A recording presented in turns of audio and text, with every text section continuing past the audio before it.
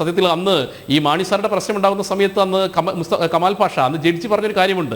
ഇപ്പൊ സീസറിന്റെ ഭാര്യ സംശുദ്ധയായിരിക്കണം എന്നുള്ളൊരു പ്രയോഗം നടത്തി. ആ പ്രയോഗത്തിനൊപ്പം തന്നെ കേരളത്തിന്റെ എല്ലാ മേഖലകളും ഇപ്പൊ നോക്കിയാൽ മതി. നമ്മൾ സർക്കാരിന്റെ ഒരു അഴിമതിയുടെ ചരിത്രം പരിശോധിച്ചു കഴിഞ്ഞാൽ കേരളത്തിന്റെ സമസ്ത മേഖലയും അഴിമതിയെ സ്ഥാപനവൽക്കരിച്ചുകൊണ്ട് കൃത്യമായി ഇടനിലക്കാരിൽ നിന്ന് പണം മേടിച്ചുകൊണ്ട് ഇവിടെ പോകുന്ന ഒരു പോളിസിയാണ്. അപ്പോൾ ഒരു അരവിന്ദ് കെജ്രിവാളൊക്കെ ചെയ്തതുപോലെ തന്നെ കേരളത്തിൽ മാണിസാർ ചെയ്തതുപോലെ തന്നെ വലിയൊരു തീവെട്ടിക്കൊള്ളയാണ് ഈ മദ്യനയത്തിലൂടെ സർക്കാർ ചെയ്തിട്ടുണ്ട്. അതിൽ നിന്ന് കൈവരാൻ പിണറായി വിജയന്റെ മൗനം കൊണ്ടൊന്നും സാധിക്കില്ല. പിണറായി വിജയന് മൗനം പാലിക്കാം, നമ്മുടെ എം പി രാജേഷിന് അദ്ദേഹത്തിന് അത് ഒരു കേസ് കൊടുത്തുകൊണ്ട് അദ്ദേഹത്തിന് പിൻവാങ്ങാം. പക്ഷേ ഇതിന്റെ നയപരമായ കാര്യങ്ങളിൽ നിന്ന് ഈ പോലീസിൽ നിന്ന് സർക്കാരിന് പിൻവാങ്ങാൻ സാധിക്കില്ല. ഇത് കേരളത്തിൽ നടന്നിട്ട് ഏറ്റവും വലിയൊരു കൊള്ളയാണ്. അന്ന് നമ്മൾ പറഞ്ഞല്ലോ, മാണിസാറുടെക്കെതിരെ ഇവർ നടത്തിയിട്ടുള്ള സമരങ്ങൾ നമുക്കറിയാലോ. അന്നും ഇതുപോലെ തന്നെ ഈ പറയുന്ന ടേപ്പ് റെക്കോർഡിനെ പോലെ വോയിസിന്റെ അടിസ്ഥാനത്തിൽ അന്നും ഈ പറയുന്ന കേരളത്തിൽ വലിയൊരു കലാപങ്ങൾ ഉണ്ടായത്. അന്നും നമ്മൾ മനസ്സിലാക്കണം, അന്നും രക്ഷപ്പെട്ടു. ഇപ്പോൾ 8 വർഷം ഇവർ ഭരിച്ചു.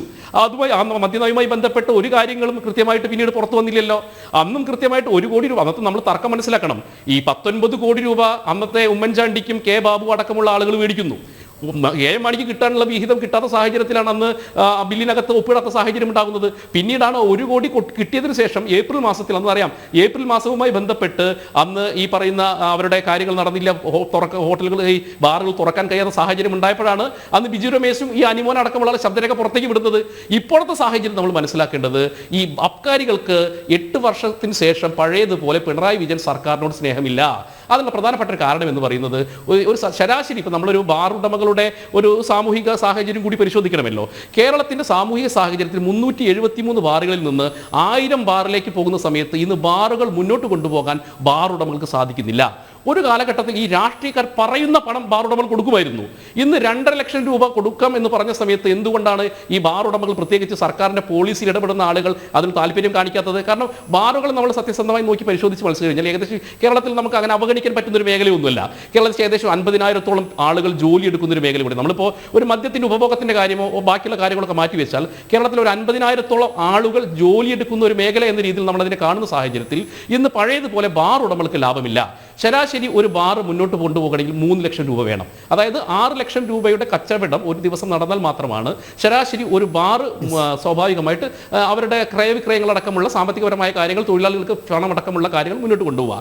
ഈ ഇടതുപക്ഷ സർക്കാരിന്റെ തുടക്കത്തിൽ നല്ല രീതിയിൽ സർക്കാരിന് ഈ ബാർ ഉടമകൾ സഹായിച്ചിരുന്നു. എന്നാൽ പിന്നീട് സർക്കാരിന്റെ ഈ മദ്യനയ പോളിസിയിൽ വന്ന പ്രശ്നങ്ങൾ ബാർ ഉടമകൾക്കിടയിൽ എന്തുണ്ടാക്കുന്നു? അസ്വരസ്യം ഉണ്ടാക്കുന്നു, അതിന്റെ തർക്കമുണ്ടാക്കുന്നു. ആ തർക്കത്തിന്റെ ഭാഗമായി കൊണ്ടാണ് ഈ ഇലക്ഷന് മുമ്പ് 20 കോടി കിട്ടണം. അതാണ് അതിന്റെ പ്രധാനപ്പെട്ട പ്രശ്നം. യഥാർത്ഥ ഇഷ്യൂ എന്ന് പറയുന്നത് ഇലക്ഷന് മുൻപ് 20 കോടി രൂപ പിരിക്കണം. അത് നമുക്കറിയാം, കേരളത്തിലെ മുഴുവൻ മന്ത്രിമാർക്കും കൃത്യമായി അവരുടെ ഇലക്ഷനുമായി ബന്ധപ്പെട്ട ഫണ്ട് സ്വരൂപിക്കാൻ പാർട്ടി നിർദ്ദേശമുണ്ടായിരുന്നു. അതിന്റെ ഭാഗമായിട്ടാണ് ഇലക്ഷന് മുമ്പ് ഫണ്ട് സ്വരൂപിക്കാനുള്ള പ്രവർത്തനങ്ങൾ നടന്നത്. പക്ഷേ ബാർ ഉടമകൾ തയ്യാറാകുന്നില്ല. ആ സാഹചര്യത്തിൽ അവരെ ഭീഷണിപ്പെടുത്തുന്നു, എക്സൈസിന് ഉപയോഗിക്കുന്നു. അതുപോലെ തന്നെ നമ്മൾ മനസ്സിലാക്കണം, ഈ ബാർ ഉടമകൾക്ക് എല്ലാ സമയത്തും ഇപ്പൊ 8 വർഷമായിട്ട് ഇവരുടെ ടേൺ ഓവർ ഉണ്ട്. സാധാരണ ബീവറേജ് നമ്മൾ ഔട്ട്ലെറ്റുകളിൽ നിന്ന് മേടിക്കുന്ന മദ്യത്തിനെ നമ്മുടെ ബാറുകളിൽ കൊടുക്കുന്ന സമയത്ത് സ്വാഭാവികമായിട്ട് ഇവരുടെ ടേൺ ഓവർ പ്രോഫിറ്റ് ഉണ്ട്. ഇതുമായി ബന്ധപ്പെട്ട കണക്കുകൾ കൃത്യമായിട്ട് സർക്കാരുകൾ പരിശോധിക്കാറുണ്ട്. 8 വർഷമായിട്ട് ഈ കണക്കുകൾ പരിശോധിക്കുന്നില്ല. സ്വാഭാവികമായിട്ട് കൃത്യമായിട്ടുള്ള ഒരു സാമ്പത്തികപരമായിട്ടുള്ള ഒരു വലിയ രീതിയിലുള്ള ബാർ ഉടമകൾ വലിയ പണം സർക്കാരിലേക്ക് വരാനുണ്ട്. അങ്ങനെ നിരന്തരമായിട്ട് ഈ ബാർ ഉടമകളും സർക്കാരും തമ്മിലുള്ള ബന്ധത്തിൽ വന്നിട്ടുള്ള ഈ പോളിസിയിൽ വന്നിട്ടുള്ള പ്രശ്നങ്ങളാണ് സത്യത്തിൽ ഈ പ്രശ്നങ്ങളൊക്കെ പുറത്തേക്ക് വരാനുള്ള സാഹചര്യം ഉണ്ടായിട്ടുള്ളത്. അപ്പോൾ സ്വാഭാവികമായിട്ട് നമ്മൾ മനസ്സിലാക്കേണ്ടത്, ഈ ഒരു പോളിസി മേക്കിങ്ങിനകത്ത് സ്വാഭാവികമായിട്ട് അഴിമതി നടത്തിക്കൊണ്ട് ഈ കേരളത്തിലെ മദ്യപ്പുഴ ഒഴുക്കിക്കൊണ്ട് കേരളത്തിന്റെ സാമൂഹിക പ്രത്യതയും അതുകൊണ്ട് സാമൂഹിക സുരക്ഷയും കൂടി ബാധിക്കുന്നുണ്ട്. ഇപ്പം നമ്മൾ പറയല്ലോ ഡ്രൈ ഡേ. ഇപ്പം നമുക്കറിയാം, ഈ ഡ്രൈ ഡേ ഞാൻ ഒന്ന് പൂർത്തീകരിക്കാം, ഇടപെടുന്നെങ്കിലും ഇടപെടാം. ഞാൻ ഡ്രൈ ഡേയുമായി ബന്ധപ്പെട്ട ഒരു കാര്യം കൂടി പറയാനുണ്ട്. ഇപ്പം ഡ്രൈ ഡേ എന്ന് പറയുന്നത് നമുക്കറിയാം, ഇടതായിക്കോട്ടെ വലതായിക്കോട്ടെ, ഈ 1-ാം മാസത്തിലാണ് സാധാരണ ആളുകൾക്ക് ശമ്പളം കിട്ടുക.